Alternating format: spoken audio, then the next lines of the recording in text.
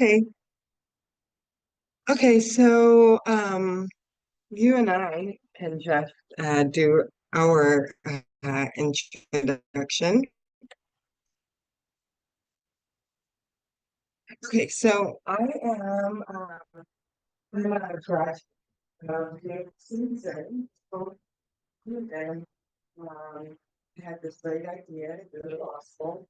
And it was while I was in law school that I started the confirmation, which is probably always sort of written, in the stars, bringing mothers, the my mother is an educator, and my mother is an educator. My great grandfather, his first higher education, professor at the University of Iowa. So, it's just, I think I was trying to debate, destiny. You remember my grandfather to tell him another one who said, he said, well, okay, that's like, hey, man, and he would be there to actually and but then I read a constitutional law. We read the criminal case for members of Florida. And then I was totally like, okay, this is my calling. This is sort of, what, um, what I felt like my purpose was, to untangle the roots of this social ill, right? Inequality in education, right? Because I'm a firm believer that that education is that serves as a catalytic force. So once I was hooked there, I immediately after law school I went to Capitol Hill, and because I felt like this is the place, right, to undo some of those things. It's not. Uh, it takes an incredible, and at the time we were actually reauthorizing the No Child Left Behind Act. So I felt, like this is a great privilege, the impetus, was on a very small amount of staff members as we, comb through, the No Child Left Behind Act from 2001. It was sunsetting, and it we ended up not being able to agree. And I never wanted to be involved in politics, which was what I noticed was happening, right? So I then went to the District of Columbia Public Schools, and my friends who worked on the Hill with me felt like I was going from the Hill to the Valley. So uh, all of those things, going from thanks. Going from Capitol Hill for many years, and then moving to a school district, right? Like grassroots work, actually seeing how federal policies practically implement in day-to-day school routines, right? I learned so much in those 6 years that I was at the school district. And I was counsel and strategy. So I went to probably every school in the district to visit with principals and things like that. So hearing directly from principals sort of their woes and their complaints, and why aren't we hearing from the district on this, and why aren't we, that was more than I could have ever asked for, because what I realized was that all these positions, all the research that I had done, all the writing that I had done, none of it had prepared me for the grave problems that really existed, at a systems level, and then, on the ground at individual schools, because there was sort of a resounding theme that wove all the schools together. And that was resources, right? We don't have enough resources. Didn't you see the leak in our roof when you came in? Didn't you see the bucket? Didn't you almost slip when you walked into my office? It was always about resources. The second thing was, we have no support. The community here is an island.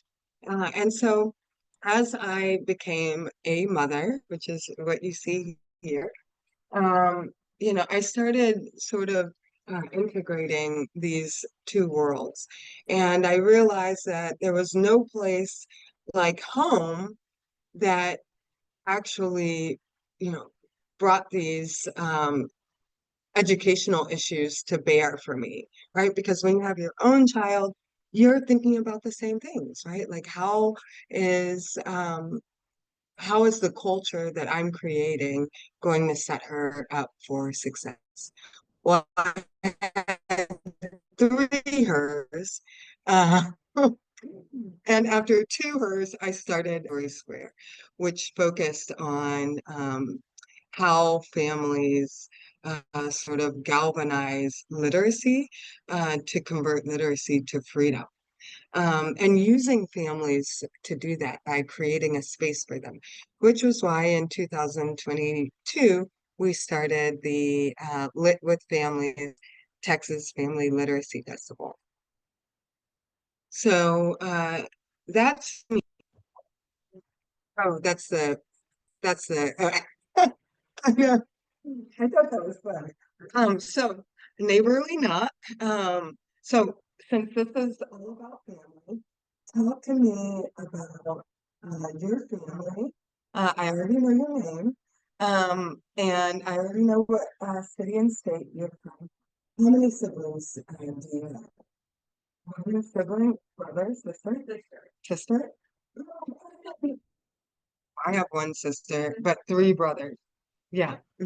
So I thought for sure I would have all boys, but that was not the case. Had all girls.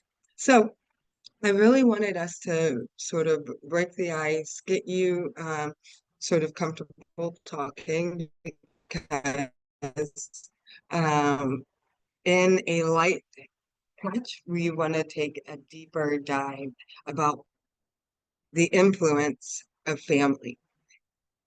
So here's the question that we are faced with. How do we use the transformative light of families to illuminate the one literacy and a future of freedom for our children? We're consistently thinking about, freedom in terms of, social freedom, political freedom. But here we're talking about, of course, literacy does lean to those sorts of freedoms also. But here we're specifically talking about the freedom to imagine beyond our current reality, right? Because that's when we feel empowered. I hesitate to use that word, empower, but that's when we feel emboldened. That's the word I want to use. That's when we feel emboldened, right? To seek out those things that are beyond what we currently see, right? So that's our question. And then sort of the coinciding beliefs for Stray Square, what we believe that families are light, right? That's that transformative light I just mentioned in the question. And we believe that the missing variable in the equation for education is family focused engagement. So when we talk about um, adult learning, we're saying don't forget about traditional education. These two spheres, whenever we're talking about education, let's not forget that these people belong to families. And when we can develop families into, our curriculum, we are build a stronger ecosystem. And then our mission, what we believe as an organization, our anchor. We can transform the American educational trajectory by keenly designing spaces that galvanize families' catalytic power to, like I mentioned before, to convert literature to freedom. Because that's why we read, right? That's why we write, you know, to engage with our creative mind, right? So, uh, here are the promises that I'm making in this presentation. Um, and hoping that when you get back to Houston, you'll be able to lead with this learning. So the first is this core family as light, the potency of literacy, right? What happens when we really focus on integrating literacy into how we educate our children on a household level and on a systems level? And then the prowess of creating space.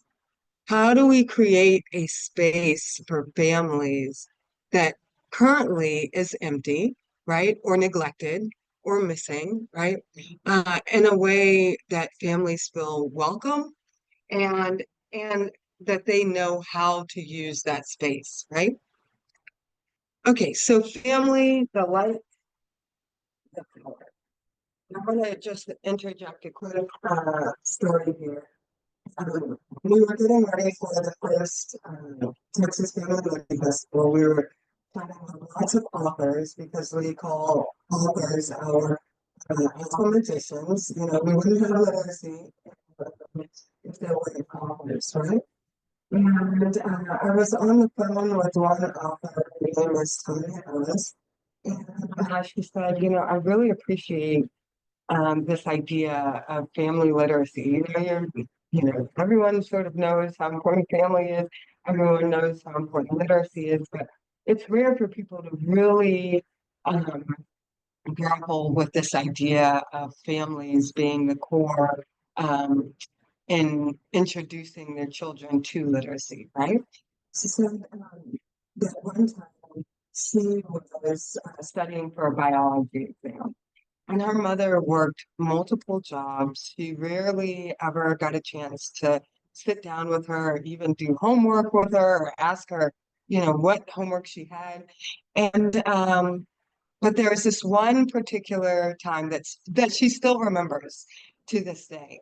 And she sat down with her. She said, you know, what are you doing? She was working on a biology. She was working on studying for a biology exam. And her mom grabbed the flashcards and started, you know, just quizzing her.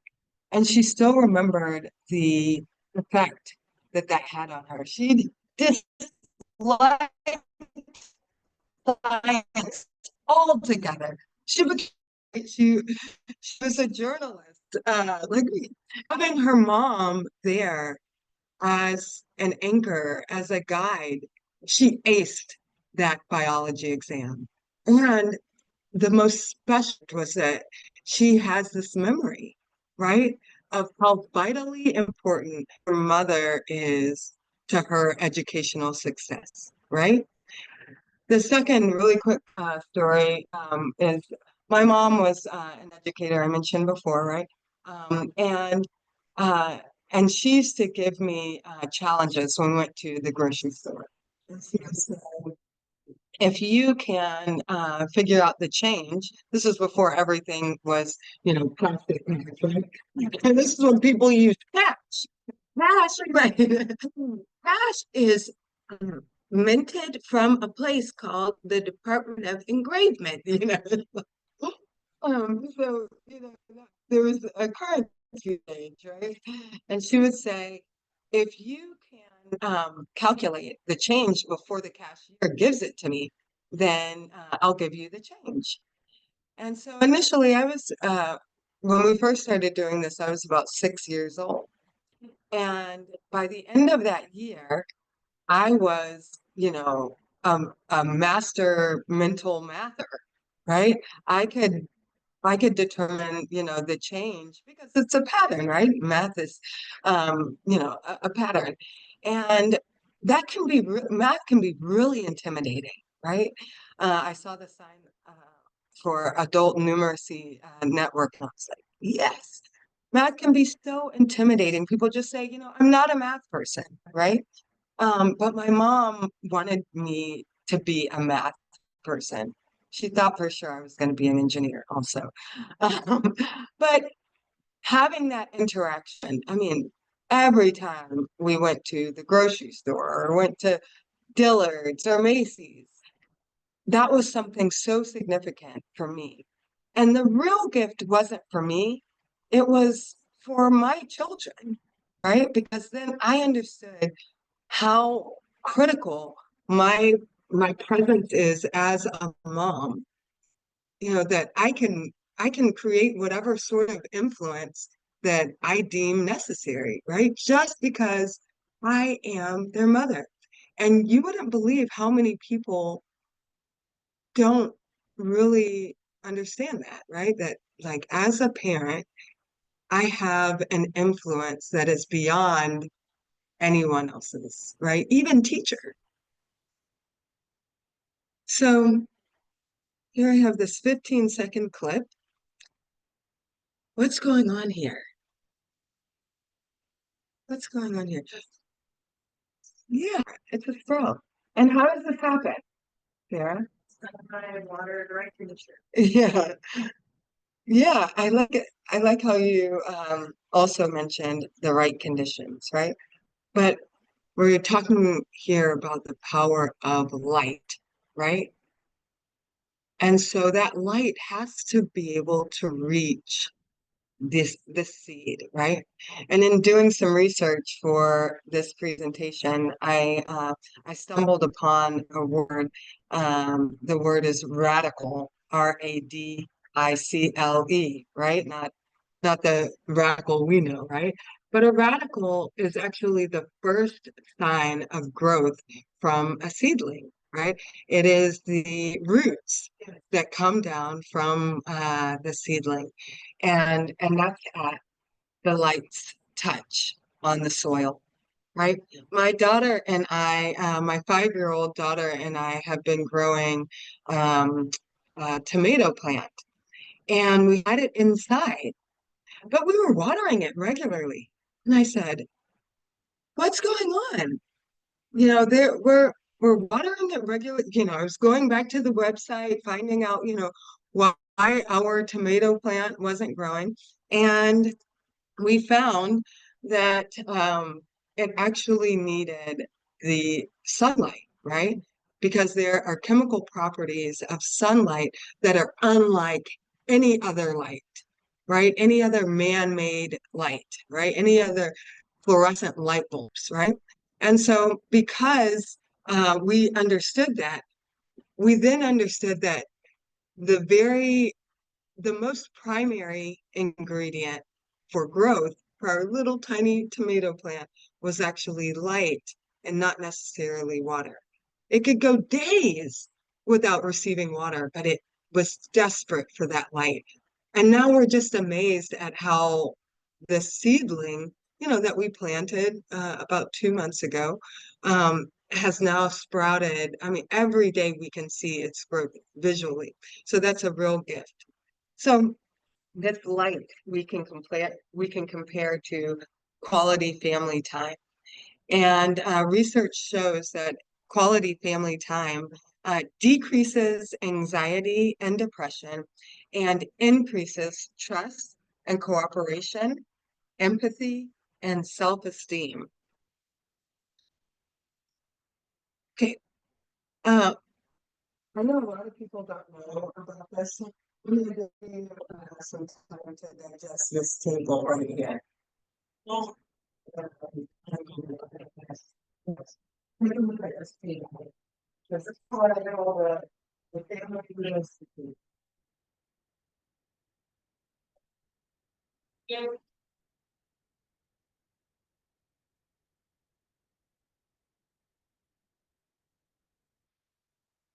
So you see this table, then you can't see it if I eclipse it, right? You see this table? This is from the Bureau of Labor Statistics. It's a survey that is annual. Every year, the Bureau of Labor Statistics sends out the survey of the American Chinese survey. And asks over 10,000 survey recipients, how do you use your time? I mean, from everything you can possibly imagine. How long do you watch Netflix? How long do you watch TV? Do you play tennis? Do you play basketball? Or how long? And so this is a really great resource. I don't know about it. Recording. I'd much rather be in here. But this is a really great resource and something I stumbled upon when we first started Story Square, because people want to know how important is this problem that you are trying to solve, right? And here it is. If you take a look at the education related activities, Americans spend 0.08 hours on education related activities with their children, 0 to 8. Reading with their children, 0.03 hours. That's when, on average, that is 108 seconds. Education related activities, that is 4.8 minutes. That's the equivalent. And so we have a serious problem, right? Down here, you'll see this is our table. Now, what are we going to do with it, right? What are we going to do with this? We have a disconnect between American beliefs and American behavior. The Pew Research Center also did a survey back in 2023. And the survey reported that 73% of Americans said that spending time with my family is the most important thing. But there's also coinciding research that says we spend about 37 minutes a day with our family. So enough time to watch like Family Feud. Or enough time to pick your kids up from school and drive home, right? 37 minutes. But we all believe that family time is the most important time. So there's a mismatch, right? 2.5% of Americans, going back to the Bureau of Labor Statistics, 2.5% of Americans read daily to their children for 30 minutes. Unfortunately, that leaves 97.5% of Americans who read about 0.01 hours. That's about 36 seconds. So when we think about, how can we make this right? We understand, we just talked about how literacy opens these doors to the imagination, right? And how literacy and family is so critical to everything we are. I always say what happens in families stays in families, right? Unless I love the Lorax, and that quote from the Lorax saying, unless we're bold enough to do something about these things, even in a household system. If I'm bold enough as a mom to say, you know what, my children deserve to have freedom, right? The freedom to imagine becoming whatever the sky's the limit, right? So I love this analogy of phototropism, keeping with the plant theme. Phototropism is when plants lean toward the light source. In other words, as living creatures, we're always seeking the light source, right? We understand, plants understand, right, in their DNA that if I don't have light, I don't have life. And and there's a social scientist, Albert Bandera, who coined this term social learning um, in 1965. And this idea of social learning is that our families are the model, and that the more we trust our family, the greater model it becomes for our children. So if we tap the potential of the family system, we really do have the potential to change the world. I was voted most likely to change the world in high school. Thank you. Uh, it's kind of a funny fact. Um, and so maybe I just, so here's another neighborly knock. How does this information on the criticality of family resonate in your own experiences, whether personally or professionally? Talk to me about that. I really felt, you made me think of when we talked about the importance of family. My family moved a lot when I was really young, but I was in successful because of all whatever your own retreat. Yeah. So that was my family experience. And then teaching in schools for almost 20 years. I have been sending this message of bring with your child, bring them out, but not bring. Yeah, I mean, really doing that, we're appreciating how important it is, and then also, I see how some families, maybe parents didn't have a good school experience, and so then it's difficult for them to connect with school, and so I really appreciate that you are leaning into, connecting with students, Yeah. bridging that gap, and helping, young people. Yeah, there's a great book and scholarly article by Harvard School of Education, Graduate School of Education, called Beyond the Bake Sale. And the first sentence says that community engagement is weak, between school and community, right? You're exactly right. There is a chasm between, school and communities and families.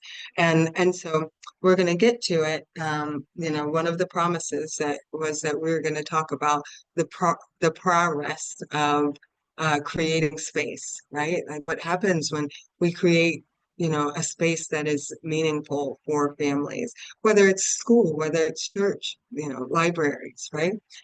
So that chasm has a bridge, right?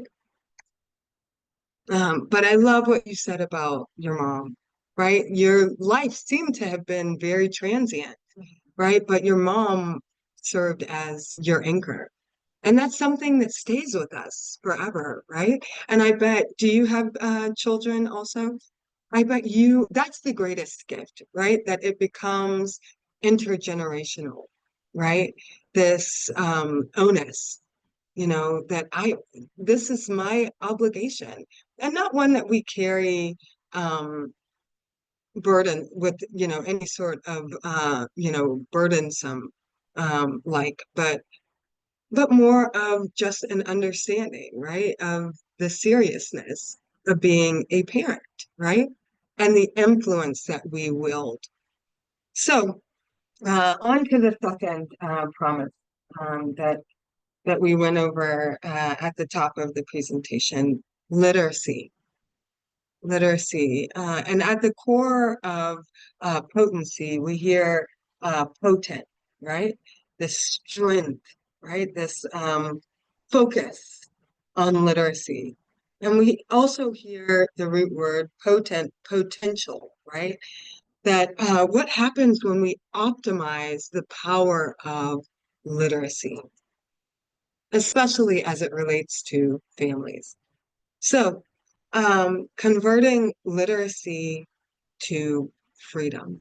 That's part of our mission at Story Square. Once you learn to read, you will forever be free. You will be forever free. Excuse me. I do not want to misquote Mr. Frederick Douglass. And it's said that he said this around 1845. Well, that's an antebellum thought, right? That was before the Civil War. That was before the Emancipation Proclamation. Can you imagine how unique these words were? In 1860, there's research that shows that there about 10% of African Americans in 1860 had some sort of literacy foundation. So you can imagine in 1845 how these words must have fallen, right, on his audience. That, hey, listen, if you learn how to read, and if you learn how to read, and if you learn how to read, you could be free. What? We're never going to be free. It's already been over 200 years. But again, I want to point back to this idea that, yes, there's political freedom and there's social freedom, and we certainly care about those things. But releasing the captivity of your current circumstances offers your imagination to allow you freedom, even if there is, if there are boundaries, physical boundaries. So I love that quote. I can still remember when I was first introduced to Frederick Douglass, and I was hooked in college. He was such an eloquent writer. Um, so, we talked about the numbers around how important families are, but these numbers are a little different, right? These are sort of like, I also could have put like sad faces next to next to these numbers, but I'm going to just give you a couple of seconds to digest these as I go over these. In 2022, the National Assessment of Educational Progress released these statistics. The statistics are actually done by NCES, the National Council for Educational Statistics. I'm sure it's no longer existing, but these are the statistics from 2022 for Texas. Texas consistently sort of oscillates in the last like 4 to 5 places in the 50, 50 literate, or the spectrum of literate states. We are consistently in the 5 last spots. So from 45th to 50th. And here's why. I mean, 70% of our 4th graders and 76% of our 8th graders were deemed not proficient in reading in 2022. 85% of children and teens who cannot read on grade level, I mean, an exponential likelihood to enter the American correction system. And then 4 times less likely to graduate from high school when we can't read on grade level. And then what correlates to that is, again, we're talking about this destination of freedom, right? That also means that we are trying to remain in a state of freedom, right? Through literacy. And when we can't read it's the domino effect, right? When we can't read on grade level, we're more likely to drop out of high school. And when we're more likely to drop out of high school, we're times more likely to enter the American correction system. So I mentioned, oh, I don't think I mentioned, but Story Square also serves as a family literacy research hub. I did mention that in my background, I'm a journalist and a lawyer, right? So I'm sort of the proverbial fact finder, right? I love research. Um, and what we found was the beginning of this spirit of anti-literacy. In 1739, there was a Stono rebellion where slaves had, sort of drawn a line in the sand and said, we'd rather be dead, right? We'd rather be without life than live without liberty. And so a group of slaves um, rebelled and sought freedom. They were going down to Florida from South Carolina. And and they all, of course, ended up perishing because they were found. And and as a result, from that rebellion, there was a revision to the South Carolinian slave codes in 1740. In those in those slave codes from 1740, there is a, I dare call it a provision, a regulation that prohibited slaves from learning how to read and write. These were the very first American anti-literacy laws. And so here we see that we have, as a part of this literacy spirit, right, that we're actually trying to combat this anti-literacy spirit that started in 1740. But we have these unlikely, untold framers or teachers of how potent literacy is and its direct correlation with freedom, because that's how they mobilized.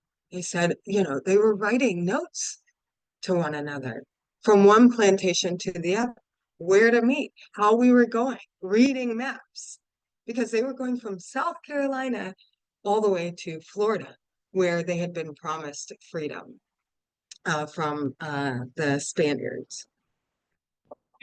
So we got another neighborly now. Do you make a connection between literacy and liberty? And if so, how? Well, I think relation to general educating, Mhm. whether the educated people are more and recognize the power of voices and I think when we talk about books or limiting people from access to things, then that's limiting their freedoms. Yeah. Mhm, mhm. Yeah, I particularly loved this understanding of, education, right? When we limit the access to education. Years ago, I spoke at the 65th um, anniversary for Brownie Board, and in preparing for that, I was reading about Linda Brown's father. And his plea was not necessarily, so this word access, his plea was not for equality or desegregation. Those weren't, part of the discourse. It was access. We just want quality education for our child. We just want access.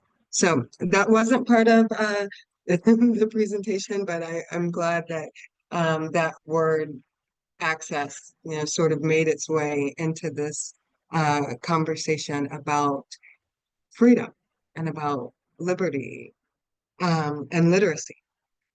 So here's, I think, the most unique part about Story Square and the work that we do.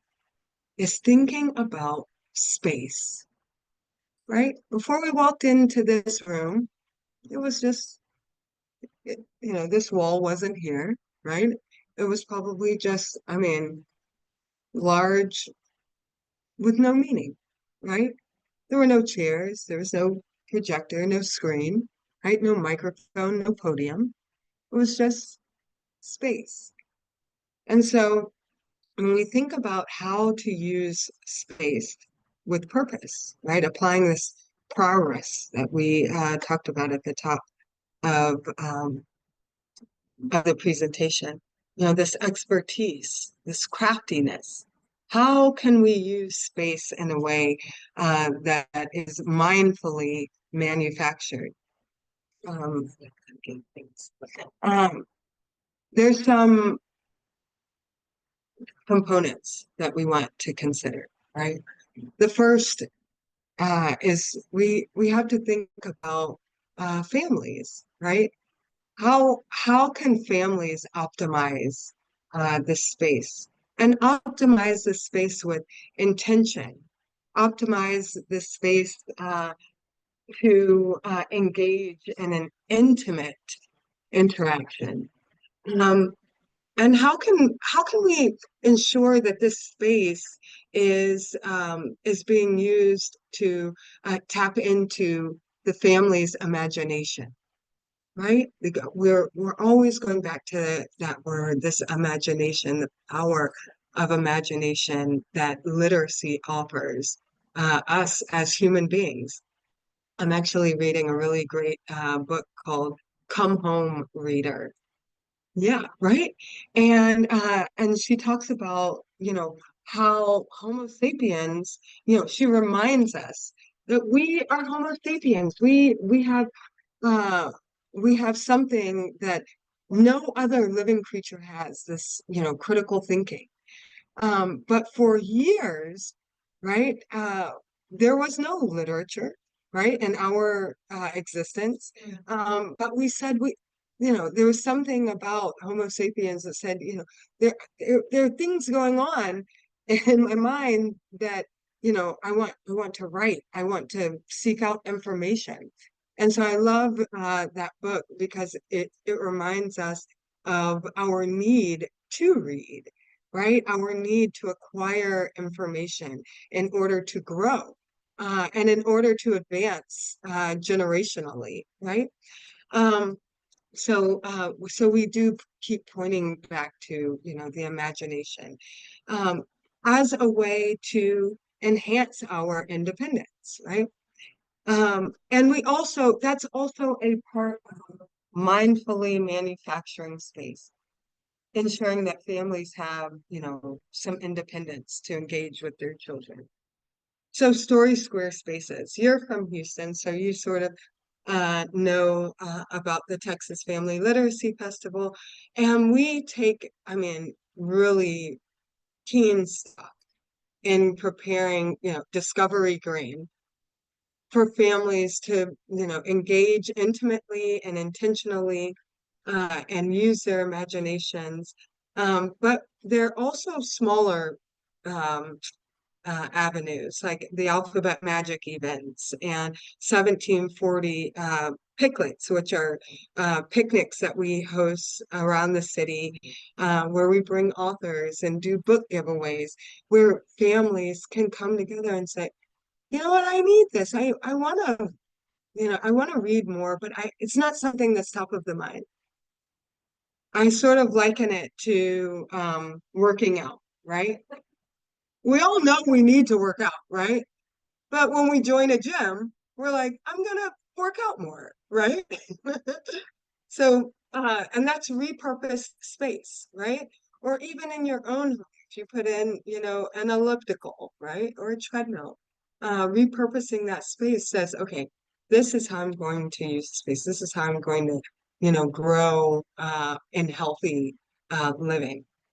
So, as we sort of round this time out together, um, I love this. I always point to this slide, and anytime I'm presenting, because the advantages of families gathering to engage in an interaction that is rooted in literacy. I mean, those advantages are innumerable. But my very favorite one is the one right in the middle, that this time of engaging in an educational interaction rooted in literacy can combat and overcome any variable that may have a negative effect. And I don't think that this is a wild thought, because we just talked about how important, critical, vital families are, right? Remember that phototropism, right? That, children are seeking this light source, right? For growth, for life. And then we talked about light. Yeah, I'm sorry, we talked about literacy, right? And when you marry these two cornerstones of thriving, you have, this story squared world, right? And that it can rival the effects of single mother. It can rival poverty, right? We always think like, well, if a person is born into a circumstance, it's hard to reshape their thinking. Well, the person who can reshape the trajectory of a family is the family, right? Okay, so I mentioned how much I love math, right? So it's only fitting, that we end with an equation, that family plus literacy plus space equals freedom, which is an invaluable future. And here's some of that space that we repurposed. And this is from the very first Texas Family Literacy. So this is, I'll put, you remember seeing this? And so what are you going to take back with you? Sarah, I'll put it at the end. What are you gonna? I do feel inspired. I think you wrote that in the, yeah, no. I think that you do such a beautiful job connecting the why and the how, right? And so we know this is important for families, but creating the space or intentionally not a state, but giving them resources and showing. And I think that's an amazing work to do for. Yeah, yeah. It's great that you mentioned the why and the how. Sometimes as researchers, we can get knee deep, right, in the why, right? And forget about that bridge. Like, okay, I have a treasure trove of knowledge on this issue. Now how do I convert this currency, right? Because knowledge is currency, right? How do I convert it to impact, right? So that is a huge, huge compliment. I really appreciate that. So yes, please. This was our commercial from for last year's Texas Family Literacy Festival. And this is, this space that we've taken up, it's multi-layered. And another thing that I love about all the spaces that we take up is that family and literacy transcend every barrier, right? Cultural barriers, economic barriers, language barriers. There's no one who doesn't want their child to succeed and that doesn't want to be a part of succeed. And so what you have is all of these people from all over our invited to coming together um, in a common place, right? And in a commonplace activity like family. Thank you so much for being here. I really appreciate it.